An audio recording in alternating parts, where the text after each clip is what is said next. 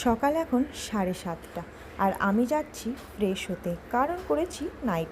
আর fresh হয়ে চলে এসেছি, তবে এত খুশি না, কান্না পাচ্ছে কেন কেন জানো?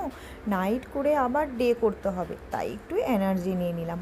আসলে নাইট করে ডে করার একটাই কারণ, একটা সিস্টার আছে যার আসলে অনেকটাই আসতে লেট হবে।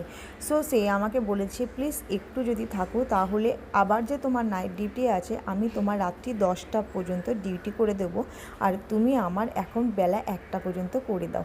সো আমি কিন্তু এগ্রি করে দিয়েছি, তার একটাই কারণ, অনেক মানুষের অনেক রকম অসুবিধা থাকতে পারে, তো আমারও তো কখনো কখনো অনেক রকম অসুবিধা হতে পারে। সো তার জন্য ভাবলাম যে একটু প্রবলেমে যখন পড়েছে, তাই তার প্রবলেমটাকে একটু সলভ করে দিই। আর আর সবথেকে বড় ব্যাপার হলো যে, যেহেতু এখন গণেশ চতুর্দশী চলছে, সেই হিসেবে অনেকে ছুটি আছে, আর একজন একজন করে স্টাফের ডিউটি, ঠিক সেই কারণের জন্যই কিন্তু বেশি করে তাকে অ্যাডজাস্টমেন্টটা করতে হলো।